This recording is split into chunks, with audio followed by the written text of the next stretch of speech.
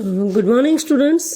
પ્રકરણ 17 આર્થિક સમસ્યાઓ અને પડકારો, ગરીબી અને બેરોજગારી. આપણે ભારતની વાત કરીએ તો ભારત ઘણી એવી આર્થિક અને સામાજિક સમસ્યાઓનો સામનો કરી રહી છે, જેમ કે વસ્તી વધારો છે, ભાવ વધારો છે, કાળું નાણું છે, ગરીબી, બેકારી, ભૂખમરો, ભ્રષ્ટાચાર, આતંકવાદ, આવી ઘણી બધી સમસ્યાઓનો સામનો ભારત કરી રહ્યો છે. અને એમાંથી આપણે આ જે પ્રસ્તુત પ્રકરણ છે એમાંથી આપણે ગરીબી અને બેરોજગારી આવી બે મુખ્ય સમસ્યાઓ છે તેના વિશે આપણે જાણકારી લેવાની છે. તો ચલો પ્રકરણ તરફ આગળ વધી. ભારતીય અર્થતંત્રમાં કેટલીક ગંભીર અને જટિલ એવી ગંભીર અને જટિલ એટલે કે ખૂબ જ કઠિન, અટપટી કે ભાઈ ગૂંચવાળા ટાઈપ એવી કે ગંભીર અને કઠિન પરિસ્થિતિઓ છે, એવી આર્થિક અને સામાજિક સમસ્યાઓ છે, જેવી કે વસ્તી વધારો છે, ભાવ વધારો, કાળું નાણું, ગરીબી, બેકારી, ભૂખમરો, ભ્રષ્ટાચાર, આતંકવાદ આ વગેરેનો સમાવેશ આપણે કરી શકીએ. જેમાંથી મુખ્ય આર્થિક સમસ્યાઓ, એમાંની આર્થિક સમસ્યાઓ છે કે ગરીબી, બેરોજગારી, ભાવ વધારો અને વસ્તી વધારો, જેનાથી આર્થિક સમસ્યાઓ ઊભી થાય છે. આર્થિક શબ્દ શાના માટે છે આપણે અગાઉ જોઈ ગયા છે કે આર્થિક શબ્દ આવક, માલ, મિલકત, પૈસા સાથે જોડાયેલો છે. તો ગરીબી, બેરોજગારી, ભાવ વધારો અને વસ્તી વધારો એ આપણી આર્થિક સમસ્યાઓ છે. અને આ આર્થિક સમસ્યાઓમાં આપણે ગરીબી અને બેરોજગારી વિશે અહીં અભ્યાસ કરવાના છીએ. તો હવે આપણે આગળ વધીએ. આપણો પ્રથમ ટોપિક છે ગરીબી. તો ગરીબી કોને કહીશું? ખાસ કરીને આમાં તમારે એ શબ્દને યાદ રાખવાનું છે કે એક્ઝામમાં પ્રશ્ન શું પૂછાય છે, ગરીબી એટલે શું કે ગરીબ એટલે શું, ત્યારે તમારે થોડું ધ્યાન આપવાનું છે. ગરીબી અને ગરીબ. ચલો આગળ વધીએ એટલે સમજશો તમે કે ભાઈ ગરીબીની વ્યાખ્યા પૂછાય તો ક્યાં સુધી લખવી છે અને ગરીબ વિશે પૂછાય તો કેટલું લખવાનું છે. તો સમાજનો મોટો વર્ગ તેના જીવનની મૂળભૂત અને પાયાની જરૂરિયાતો જેવી કે અન્ન, વસ્ત્ર, રહેઠાણ, શિક્ષણ અને આરોગ્યની સેવાઓ ન્યૂનતમ માત્રામાં પણ ભોગવવાથી વંચિત રહીને જીવન ગુજારતો હોય ત્યારે સમાજની તેવી સ્થિતિને, જે સ્થિતિ છે, જે પરિસ્થિતિ છે, એ સ્થિતિને વ્યાપક કે દારૂણ ગરીબી કહે છે. સ્થિતિની વાત આવે છે તો તે ગરીબી કહેવાય છે, પરંતુ આ સ્થિતિમાં જે જીવનાર વ્યક્તિ છે એને આપણે ગરીબ કહીએ છીએ. તો વ્યાખ્યાના શબ્દોને સમજીએ તો ઝડપથી યાદ રહેશે કે સમાજનો મોટો વર્ગ, સમાજનો કોઈ એવો મોટો વર્ગ, વધુ પ્રમાણમાં એવા બધા લોકો કે જે જીવનની મૂળભૂત અને પાયાની જરૂરિયાતો છે, એટલે કે આપણી પ્રાથમિક જરૂરિયાતો છે, મૂળભૂત જરૂરિયાત છે, આપણા પાયાની જરૂરિયાત છે. તો એ કઈ જરૂરિયાતો? આપણે અગાઉ પણ જોઈ ગયા છે કે ભાઈ પહેલાં 3 જરૂરિયાતોને આપણે ગણતા હતા કે ભાઈ રોટી, કપડાં, મકાન, અન્ન, વસ્ત્ર અને રહેઠાણ. એના પછી બીજી 2 વસ્તુઓનો સમાવેશ કરવામાં આવ્યો, શિક્ષણ અને આરોગ્ય. તો આ જે 5 મૂળભૂત આપણી જરૂરિયાતો છે, આપણી પાયાની જરૂરિયાતો છે, પ્રાથમિક જરૂરિયાતો છે, અન્ન, વસ્ત્ર, રહેઠાણ, શિક્ષણ અને આરોગ્યની સેવાઓ. હવે આ સેવાઓથી એ લોકો વંચિત હોય. આ સેવાઓ ન્યૂનતમ માત્રામાં એટલે કે ઓછામાં ઓછી માત્રામાં પણ ભોગવવાથી વંચિત હોય, એટલે કે ભોગવવાથી વંચિત રહીને જીવન ગુજારતો હોય ત્યારે સમાજની તેવી સ્થિતિને વ્યાપક અને દારૂણ ગરીબી કહે છે.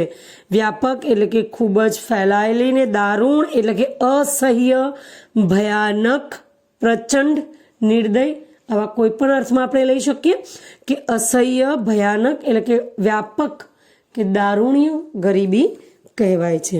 અને આ સ્થિતિમાં સમાજમાં જે રહેતી વ્યક્તિ છે એને ગરીબ કહેવામાં આવે છે. એટલે કે જો એક્ઝામમાં પ્રશ્ન પૂછાય કે ગરીબ કોને કહેવાય તો આપણે વ્યાખ્યા છેક સુધી લંબાવવાની છે, નીચે અંડરલાઈન કરવાનું છે, ત્યારબાદ પૂછાય કે ગરીબી એટલે શું, તો વ્યાખ્યા લખો ત્યારે જ સમાજની તેવી સ્થિતિને તો તેના નીચે અંડરલાઈન કરો, એટલે આપણી જે વ્યાખ્યા પ્રોપર તમે લખી છે એ સામે તપાસનાર ઝડપથી સમજી શકે. તો ચલો ફરીથી વ્યાખ્યાને જોઈએ કે સમાજનો એક એવો મોટો વર્ગ, સમાજનો એવો મોટો વર્ગ જે આપણી મૂળભૂત જરૂરિયાતો, પાયાની જરૂરિયાતો જેવી કે અન્ન, વસ્ત્ર, રહેઠાણ, શિક્ષણ અને આરોગ્યની સેવાઓની ન્યૂનતમ માત્રામાં પણ ભોગવવાથી વંચિત રહીને જીવન ગુજારતો હોય ત્યારે સમાજની તેવી સ્થિતિને વ્યાપક કે દારૂણ ગરીબી કહે છે. અને આ સ્થિતિમાં સમાજમાં રહેતી વ્યક્તિને ગરીબ ગણવામાં આવે છે. બરાબર. તો હવે વ્યાખ્યા સમજ્યા પછી આપણે જોઈએ કે ગરીબી રેખાથી નીચે જીવતા લોકો. ગરીબી રેખાથી નીચે જીવતા લોકો આપણે એને કેવી રીતે ઓળખી શકીએ? બીપીએલ શબ્દ તમે ઘણીવાર સાંભળ્યો છે, બિલો પોવર્ટી લાઈન. તો ગરીબી એ ગુણાત્મક ખ્યાલ છે. એવા કેટલાય લક્ષણો છે, એ લક્ષણોના આધારે આપણે એમને ઓળખી શકીએ છીએ કે આ લોકો ગરીબી રેખાથી નીચે જીવતા લોકો છે. તો ગરીબી જે એ સ્થિતિ છે એ ગુણાત્મક ખ્યાલ છે. તો ભારતમાં ગરીબીને વ્યક્તિના જીવનના લઘુત્તમ સ્તર તરીકે જોવા મળે છે. તો ભારતમાં જે ગરીબી છે એ વ્યક્તિના જીવનના લઘુત્તમ સ્તર, નીચામાં નીચા સ્તર તરીકે એને જોવામાં આવે છે. કે એના જીવનનું નીચલામાં નીચલું સ્તર એટલે કે ગરીબી, ગરીબી રેખાની નીચે જીવતા લોકો. તો એને આપણે એ કહી શકીએ કે એ લોકો જીવનની જે લઘુત્તમ, એમનું જે જીવન જીવવાનું જે સ્તર છે એ નીચામાં નીચું છે. તો એ પ્રાથમિક જરૂરિયાતો પણ મેળવી શકતા નથી તેવા લોકો. તો ગરીબી એ ગુણાત્મક ખ્યાલ છે. ભારતમાં ગરીબીને વ્યક્તિના જીવનના લઘુત્તમ સ્તર તરીકે જોવામાં આવે છે. ગરીબી રેખાથી નીચે જીવતા લોકોના સામાન્ય લક્ષણો છે જે આ મુજબ છે. એટલે કે એવા કેટલાય લક્ષણોના આધારે આપણે તેને ગરીબી એ સ્થિતિને ગરીબી કે એ લોકોને ગરીબ આપણે કહીએ છીએ. તો એ લક્ષણો તરફ નજર કરીએ. જે વ્યક્તિને 2 ટંક પૂરતું ભોજન મળતું ન હોય, એવી વ્યક્તિઓ કે જેને 2 સમય દરમિયાન એટલે કે 2 ટંક પૂરતું ભોજન પણ મળતું ન હોય, ત્યારબાદ રહેવા માટે પૂરતી માત્રામાં મોકળાશવાળી જગ્યા પ્રાપ્ત ન થઈ હોય, રહેવા માટે જરૂરી એવી મોકળાશવાળી જગ્યા એને પ્રાપ્ત ન થઈ હોય. અહીંયા અન્ન અને રહેઠાણની વાત આવે છે. અને ના છૂટકે તેઓ ગંદા વસવાટ કે સ્લમ વિસ્તારોમાં વસવાટ કરવો પડતો હોય, એટલે કે તેમને ના છૂટકે ગંદા વિસ્તારોમાં અને ઝૂંપડપટ્ટી સ્લમ વિસ્તારોમાં એટલે કે ઝૂંપડપટ્ટીઓમાં પણ તેમને વસવાટ કરવો પડતો હોય. તો આ બંને બાબતો, રહેવા માટે પૂરતી માત્રામાં મોકળાશવાળી જગ્યા પ્રાપ્ત ન હોય અને ના છૂટકે ગંદા વસવાટ અને સ્લમ વિસ્તારોમાં વસવાટ કરવો પડતો હોય, તો આ રહેઠાણને લઈને આ બાબત છે. પહેલી બાબત છે અન્નને લઈને છે. તેની આવક નિર્ધારિત અપેક્ષિત આવકથી પણ ઓછી હોય. નિર્ધારિત અપેક્ષિત આવક, એક ચોક્કસ નિર્ધારિત આવક હોય છે વ્યક્તિની માથાદીઠ આવક જે નક્કી કરવામાં આવે છે. આપણે આના પછીના ટોપિકમાં છે જ, જ્યારે આપણે આ ભણી લઈશું ત્યારે આપણા પાછળના ટોપિકમાં છે જ કે ભારતમાં ગરીબી અને ત્યાં નિર્ધારિત માસિક વપરાશી જે ખર્ચ છે તે ખર્ચને આધારે આવકની પણ વાત થઈ છે કે ભાઈ ચોક્કસ એક આવક હોય છે, અપેક્ષિત આવક હોય છે કે વ્યક્તિની ઓછામાં ઓછી આટલી આવક હોવી જરૂરી છે.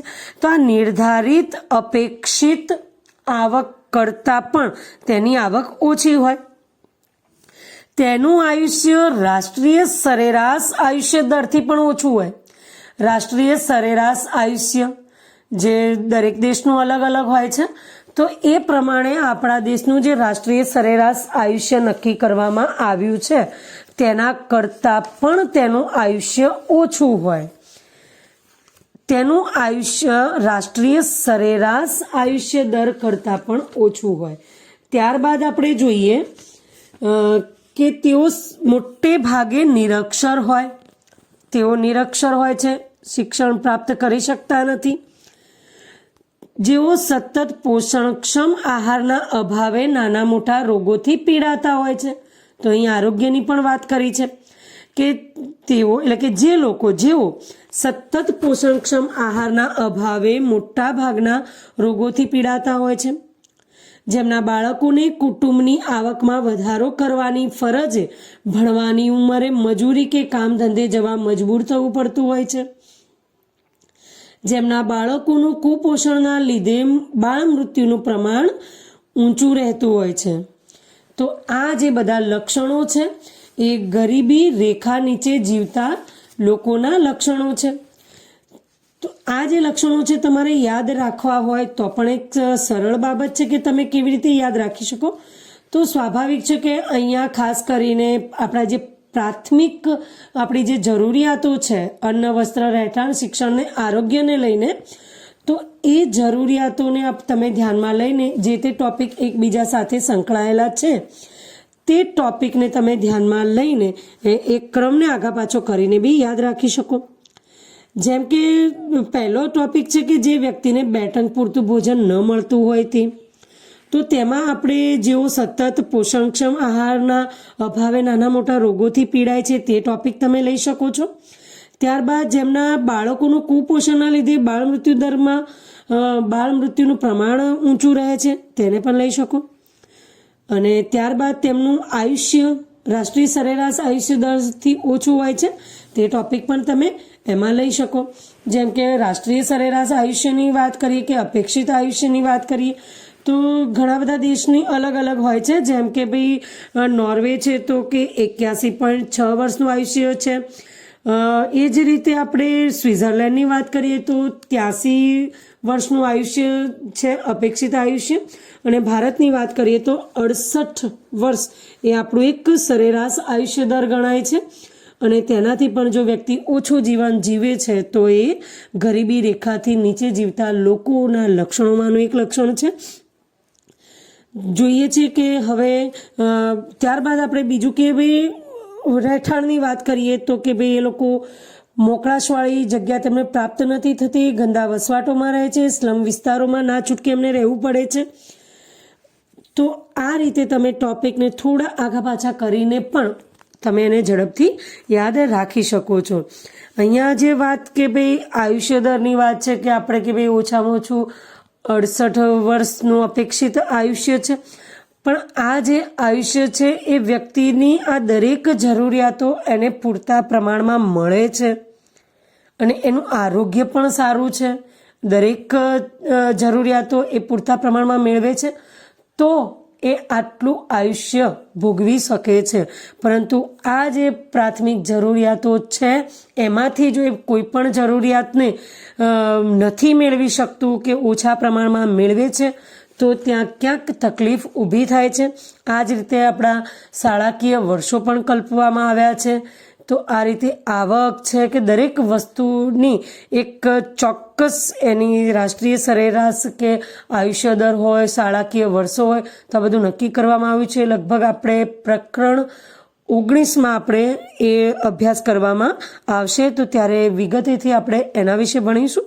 અત્યારે આપણે એક ટૂંકમાં આની જરા માહિતી લીધી છે.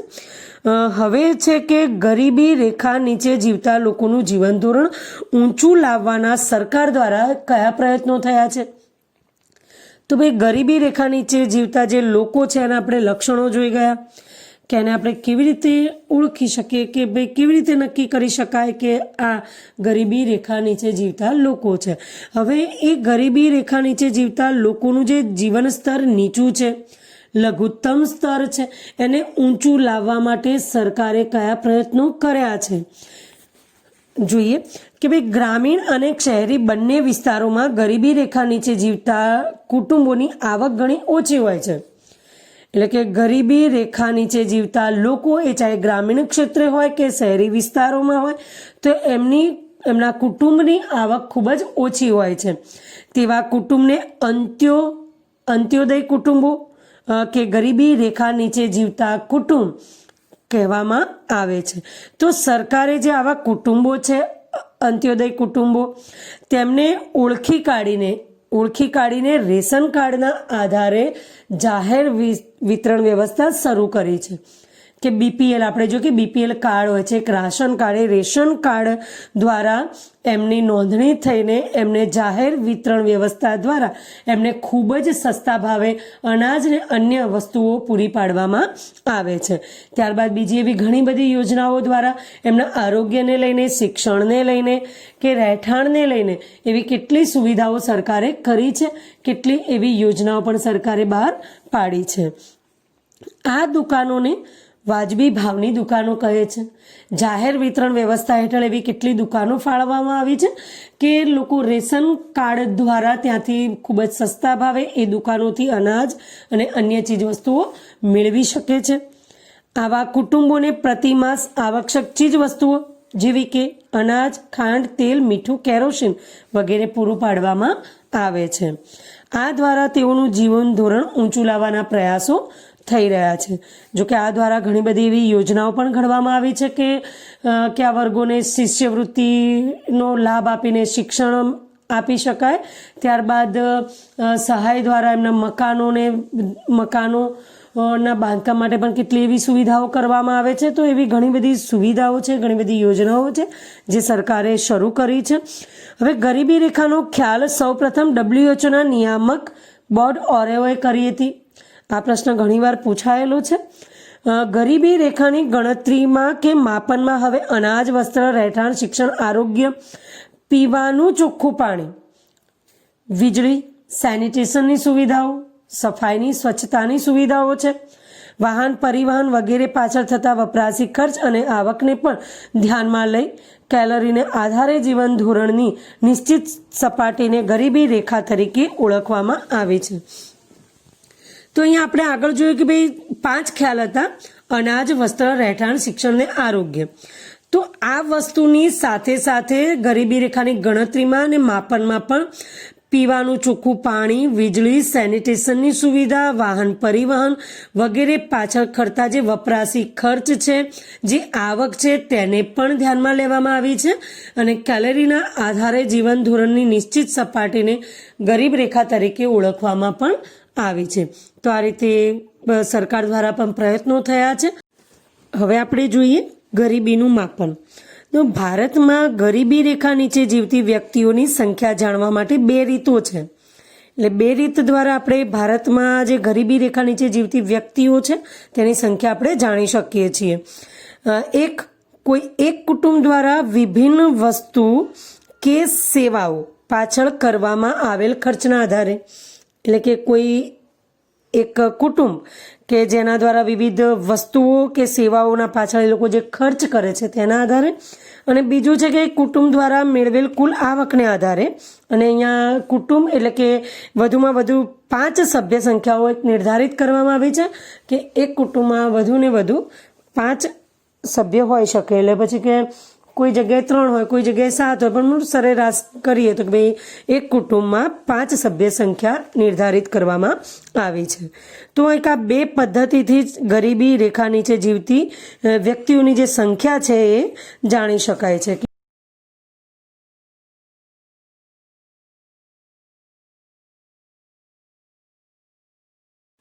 હવે આપણે જોઈએ ગરીબીનું માપન. તો ભારતમાં ગરીબી રેખા નીચે જીવતી વ્યક્તિઓની સંખ્યા જાણવા માટે 2 રીતો છે. એટલે 2 રીત દ્વારા આપણે ભારતમાં જે ગરીબી રેખા નીચે જીવતી વ્યક્તિઓ છે તેની સંખ્યા આપણે જાણી શકીએ છીએ. કોઈ એક કુટુંબ દ્વારા વિભિન્ન વસ્તુ કે સેવાઓ પાછળ કરવામાં આવેલ ખર્ચના આધારે, એટલે કે કોઈ એક કુટુંબ કે જેના દ્વારા વિવિધ વસ્તુઓ કે સેવાઓના પાછળ એ લોકો જે ખર્ચ કરે છે તેના આધારે, અને બીજું છે કે કુટુંબ દ્વારા મેળવેલ કુલ આવકને આધારે. અને અહીંયા કુટુંબ એટલે કે વધુમાં વધુ 5 સભ્ય સંખ્યાઓ નિર્ધારિત કરવામાં આવી છે કે એક કુટુંબમાં વધુને વધુ 5 સભ્ય હોઈ શકે. એટલે પછી કે કોઈ જગ્યાએ 3 હોય, કોઈ જગ્યાએ 7 હોય, પણ સરેરાશ કરીએ તો કે ભાઈ એક કુટુંબમાં 5 સભ્ય સંખ્યા નિર્ધારિત કરવામાં આવી છે. તો એક આ 2 પદ્ધતિથી જ ગરીબી રેખા નીચે જીવતી વ્યક્તિઓની જે સંખ્યા છે એ જાણી શકાય છે કે વસ્તુઓ પાછળ કેટલો ખર્ચ કરી રહ્યા છે અને કાં તો પછી તે કેટલી આવક મેળવી રહેલા છે તે ઉપરથી હવે જોઈએ કે નિરપેક્ષ ગરીબી અને સાપેક્ષ ગરીબી. તો નિરપેક્ષ ગરીબી એટલે શું અને સાપેક્ષ એટલે શું? તો નિરપેક્ષ એટલે કે સમાજના લોકો અનાજ, કઠોળ, દૂધ, શાકભાજી, કપડાં જેવી પ્રાથમિક જરૂરિયાતો લઘુત્તમ બજાર ભાવે પણ પ્રાપ્ત કરી શકવા સમર્થ ન હોય તો તેઓ નિરપેક્ષ ગરીબ છે તેમ કહેવાય. એટલે કે પોતાની મેળે એટલે કે બીજાના આધારે ગરીબ નથી, પણ એમની સ્થિતિ કોઈની કમ્પેરિઝનમાં નહીં, પરંતુ તેઓ કઈ રીતે ગરીબ ગણાય છે? કારણ કે તેઓ અનાજ, કઠોળ, દૂધ, શાકભાજી કે કપડાં જેવી ન્યૂનતમ જરૂરિયાત, જેવી પ્રાથમિક જરૂરિયાત ઓછામાં ઓછા ભાવે, બજારનો જે ઓછામાં ઓછો ભાવ ચાલે છે એ ભાવથી પણ પ્રાપ્ત કરી શકવા માટે સમર્થ નથી તો તેઓ નિરપેક્ષ ગરીબ છે તેમ કહેવાય. એટલે ટૂંકમાં એ ગરીબ છે એમ આપણે કહી શકીએ. પણ સાપેક્ષ ગરીબ એટલે શું? નિરપેક્ષનો મતલબ થાય છે કે પોતાની મેળે અલગ જ, એ ગરીબ જ છે એમ, કોઈની અપેક્ષા એ નહીં કે કોઈની સરખામણીથી નહીં. પણ સાપેક્ષ ગરીબી એટલે શું? તો ભાઈ સાપેક્ષ ગરીબી એટલે એની કોઈ સાપેક્ષનો મતલબ એકબીજાના સંબંધમાં હોય તેવું, એ જે વસ્તુની કિંમત બીજી વસ્તુની કિંમત પર આધારિત હોય, બીજાની સાથે એની કમ્પેરિઝન કરવામાં આવી હોય, તેને આપણે સાપેક્ષ કહીએ કે આના અનુસંધાને. તો સાપેક્ષ ગરીબી કોને કહીશું? તો સમાજના જુદી જુદી આવક ધરાવતા વર્ગોમાંથી જો કોઈ જૂથ અન્ય કરતાં ઓછી આવક મેળવતો હોય તો તે સાપેક્ષ ગરીબ છે તેમ કહેવાય. એ બીજાની સરખામણીએ જો ઓછી આવક મેળવે છે તો એ સાપેક્ષ ગરીબ છે. એ જે સ્થિતિ છે એને આપણે ગરીબી કહીએ, પણ અહીંયા આપણને ગરીબ વ્યક્તિની વાત કરી છે. હવે સમજીએ, આપણને અહીંયા એક એક્ઝામ્પલ આપ્યું છે. તમે જો A, B અને C 10,000 છે, ₹10,000, ₹20,000 અને ₹30,000. આમ 3 વ્યક્તિઓની આવક જુદી જુદી આપણને બતાવવામાં આવી છે કે A, B, C આ 3 વ્યક્તિઓ છે. એમાં A ની આવક 10,000 છે, B ની 20,000 છે અને C ની 30,000 છે. તો B વ્યક્તિની સાપેક્ષે એટલે B વ્યક્તિની સરખામણીમાં એ વ્યક્તિની આવક ઓછી હોવાથી એ વ્યક્તિ ગરીબ ગણાય.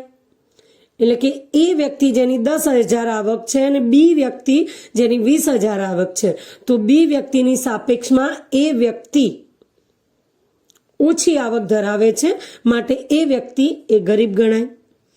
તેવી જ રીતે સી વ્યક્તિની સાપેક્ષમાં, સીની સાપેક્ષમાં આપણે મૂકીએ તો એ અને બી વ્યક્તિની આવક ઓછી હોવાથી તે ગરીબ ગણાશે. એટલે અહીંયા સરખામણીની વાત છે કે કોઈ વ્યક્તિની આવક અન્ય વ્યક્તિની આવક કરતાં ઓછી છે તો એ જે તે વ્યક્તિની સાપેક્ષમાં ગરીબ કહેવાશે. તો અહીં આપણે એક એક્ઝામ્પલ દ્વારા જોઈએ કે ABC, તો બી દ્વારા એની આવક ઓછી, બી કરતાં એની આવક ઓછી છે તો બીની સાપેક્ષમાં એ ગરીબ ગણાય. પછી સીની સાપેક્ષમાં એ અને બી બંને ગરીબ ગણાય, કારણ કે સીની સરખામણીમાં એ અને બી બંનેની આવક ઓછી છે. તો આ રીતે આપણે આ સ્થિતિને સાપેક્ષ ગરીબી કહી શકીએ. અને નિરપેક્ષ ગરીબી એટલે કે કોઈ પણ એવી વસ્તુઓ, પ્રાથમિક જરૂરિયાતો જે લઘુત્તમ બજારના ઓછામાં ઓછા ભાવે પણ તે લોકો ખરીદવા માટે સક્ષમ કે સમર્થ નથી તો તેને આપણે નિરપેક્ષ ગરીબ કહીએ છીએ. એ સ્થિતિને નિરપેક્ષ ગરીબી કહેવાય. અને સાપેક્ષ ગરીબી એટલે કે અન્યની સરખામણી કરતા, એટલે કે અન્ય કરતા ઓછી આવક મેળવતો હોય તેવો વર્ગ, તેને આપણે ગરીબ કહીએ છીએ.